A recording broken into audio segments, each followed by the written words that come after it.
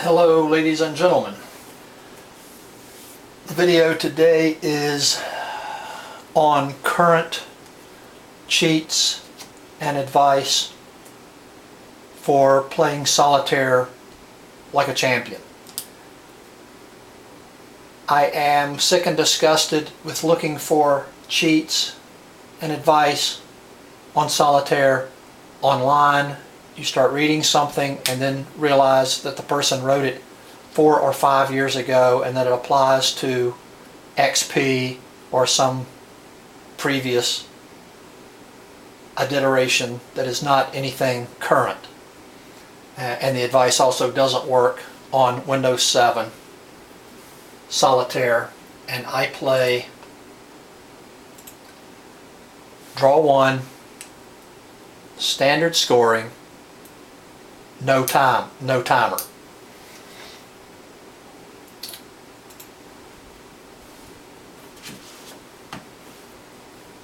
As an intro into solitaire or intro into advice, I would say that if you play this just to win the game, or you don't really care about having a high score, or you're just trying to relax, nothing wrong with that. That's fine. That's fine. This video is not for you. This is for those of us obsessed with this version of this game. I should say this insidious little game. So easy to play, almost impossible to play well. I play thousands of games of this a year. I'm retired. It's one of many things I enjoy. And allegedly the highest score based on internet comment on this particular version of this game is 745. I've kept a few scores from prior games of mine, and you can look at this, which was started 4/29/2011 to 7/28/2011, a course of 3 months, and it took that many games that were recorded. I'll explain that in a minute because I never lose a game. Took 237 recorded games, probably well over 1,000 games played, just to get 3 games in the 700s. I consider anything in the 700s superlative. Anything over 630 is acceptable. Now, the second photo, which is just an update of this, we're now up to 482 games, so it took me another 200 games to completely fill this column up with 700s. These are phenomenal, world-class scores.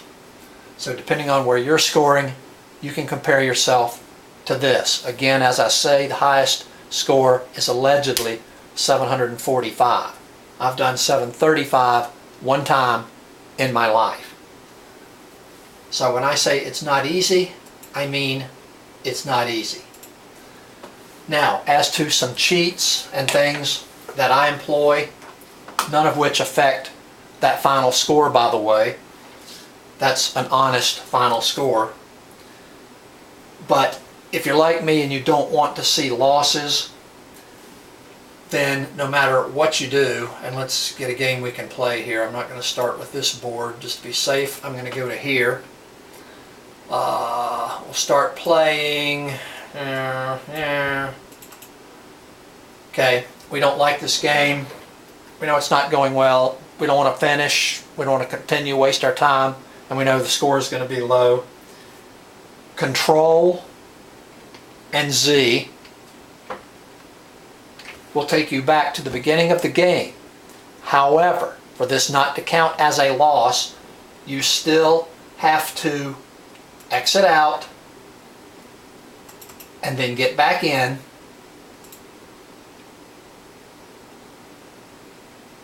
And you can see my statistics are still, try and say that 3 times real fast, 40 played, 40 wins. I will always have 100% win average doing this. So I'm cheating on the wins and losses, but I'm not cheating on the scores.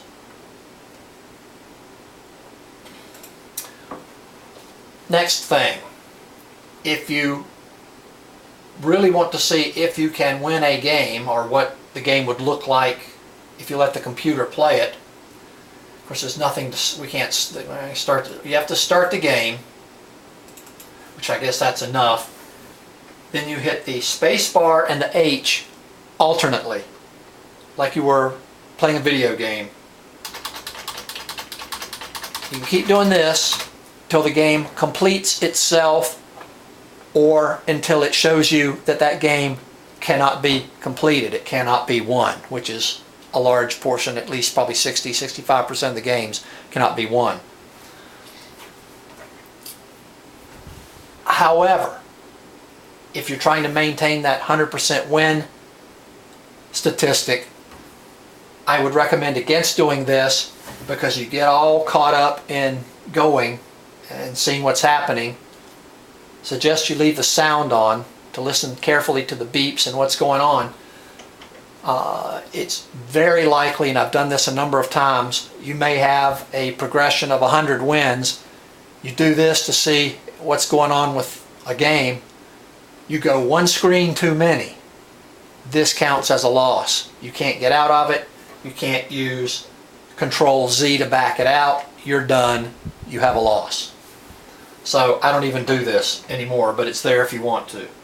So Control Z to get back out of this, exit out so it doesn't count as a loss, and then go back in to Solitaire. So those are two things so far. Control Z will get you out of the game at any point, but remember to exit out of the screen and then come back in so it doesn't count as a loss. And the space bar and the H, jiggling them after you've started the game, will show you whether you can win that game or not. Now, even if you win that game, it's going to be a low score. I've done it about 3 or 4 times. They were all pissant 400 and 500 score games. That's not what you're looking for. You want 630 or better. In the 700s is phenomenal. Now, as to advice, when I play, I don't play every game that comes up. Nowhere near it. You do not want all reds, you're not going to win. You do not want all blacks, you're not going to win.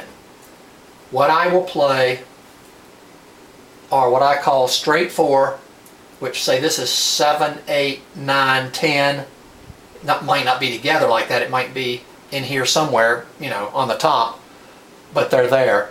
That's a good start.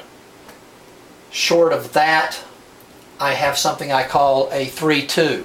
That's a good start. I think we have a 3-2 here. 7, 8, 9, and Jack Queen. That is a good start.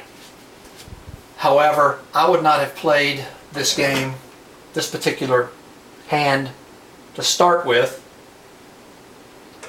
Back it out to the start.